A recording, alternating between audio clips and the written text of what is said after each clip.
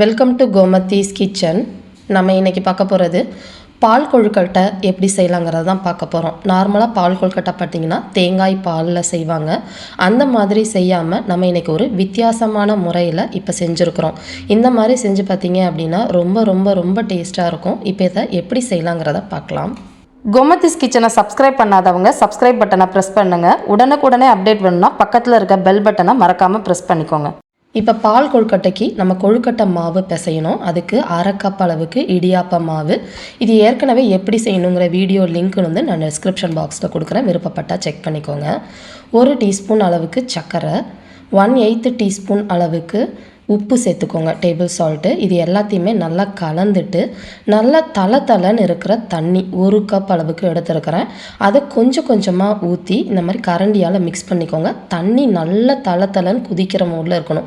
இல்லைன்னா நமக்கு வந்து கொழுக்கட்டை அந்த அளவுக்கு சாஃப்டாகவும் வேகாது, கரைஞ்சிரும் நீங்கள் பாலில் போட்டோன்னு.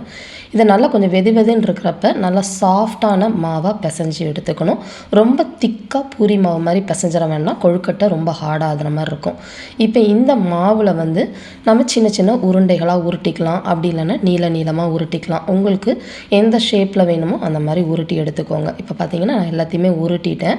அடுத்து வந்து வெல்லம். நான் இன்றைக்கி கொஞ்சம் வெள்ளை கலரில் இருக்கிற வெல்லம் எடுத்துருக்கிறேன்.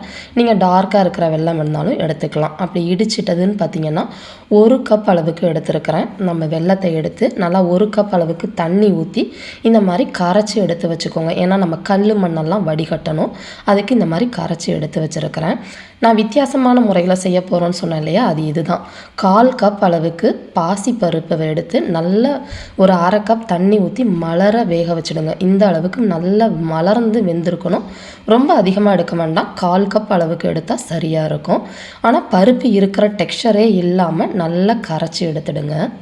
இப்போ பார்த்தீங்கன்னா நம்ம நல்லா வந்து எக் பீட்டரில் நல்லா மசிச்சாச்சு. அந்த பருப்பையும் இப்போ நம்ம பாகு கரைச்சி வச்சுருக்கிற அந்த தண்ணி, பாகு கிடையாது வெல்லத்தை கரைச்சி வச்சுருக்கிற தண்ணி, ரெண்டையுமே ஊற்றி ஒரு சைடு நல்லா கொதிச்சுக்கிட்டு இருக்கட்டும்.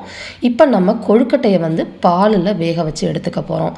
அதுக்கு 1/2 கப் அளவு துருவின தேங்காயில் திக்கான 1/2 கப் பால் எடுத்து வச்சுட்டு 2வது பாலையும் 3வது பாலையும் இப்போ இதில் ஊற்றிருக்கிறேன்.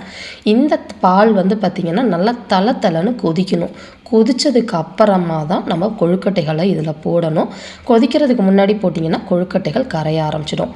இது கொதிக்கிறப்ப உங்களுக்கு கொஞ்சம் தேங்காய் பால் திரிஞ்ச மாதிரி இருக்கும். நம்ம வந்து பாசி பருப்பில் கலந்ததுக்கு அப்புறமா பார்த்திங்கன்னா உங்களுக்கு டெக்ஸ்சர் ரொம்ப பர்ஃபெக்டாக கிடைக்கும். இப்போ நல்லா கொதிக்கிறது பார்த்திங்கன்னா ஒரு 5லேருந்து 6 நிமிஷம் கொழுக்கட்டைகள் வேகணும். எப்படி வெந்திருக்கு அப்படின்னு நீங்கள் கண்டுபிடிக்கணும் அப்படின்னா, நீங்கள் வந்து வேகிறதுக்கு முன்னாடி கீழாவில் இருக்கும், வெந்ததுக்கப்புறம் பார்த்திங்கன்னா நல்லா மேலே மிதந்து நல்லா ஷைனிங்காக இருக்கும். ரொம்ப நேரம்லாம் எடுக்காது. இப்போ நம்ம உருட்டிக்கிற ஷேப்புக்குன்னு பார்த்திங்கன்னா ஒரு 4லேருந்து 5 நிமிஷத்துக்குள்ளே நல்லா வெந்துடும். வெந்ததுக்கு அப்புறமா இப்போ நம்ம பாசிப்பருப்பு வெல்லம் கலந்து வச்சுருக்கோம் இல்லையா, அதில் சேர்த்துடுங்க. ஏன் இப்போ சேர்க்குறோம் அப்படின்னா, வெள்ளை தண்ணியை நீங்கள் முன்னாடியே ஊற்றிட்டீங்க அப்படின்னா நம்ம கொழுக்கட்டைகள் அவ்வளவா வேகாது. அதனால் வெந்ததுக்கு அப்புறமா சேர்த்துக்கோங்க. இப்போ பார்த்தீங்கன்னா 2 டேபிள் ஸ்பூன் அளவுக்கு அரிசி மாவை எடுத்து கரைச்சி இதில் ஊற்றிக்கணும். இது இடியாப்ப மாவு நம்ம இப்போ கொழுக்கட்டைக்கு எடுத்தோம் இல்லையா, அதே மாவை கரைச்சி ஊற்றிக்கோங்க. இது எதுக்குன்னா கொஞ்சம் நமக்கு அந்த கன்சிஸ்டன்சி, அந்த பால் கொழுக்கட்டையோட கன்சிஸ்டன்சி கொஞ்சம் குழப்பாகிறதுக்கு. ரொம்ப அதிகமாக ஊற்றி திக்காக அடுப்புலேருந்து இறக்குறப்பே குழப்பாக இறக்கிடாதீங்க. ஆறுனதுக்கப்புறம் ரொம்ப திக்காயிடும். கொஞ்சம் நல்லா கொதித்து தளன்னு இருக்கிறப்ப தேவையான அளவு ஏலக்காய் பொடியும் 1/2 கப் அளவுக்கு திக்கான தேங்காய் பால் எடுத்து வச்சுருக்கேன்னு சொன்னேன் இல்லையா, அதையும் இதில் சேர்த்துட்டு கலந்துட்டு அடுப்பை ஆஃப் பண்ணிடுங்க. இப்போ இந்த கன்சிஸ்டன்சியில் இருந்துச்சு அப்படின்னா நம்ம ஆறுறப்ப சாப்பிட்றப்ப நல்லாவே கெட்டிப்பட்டிருக்கும்.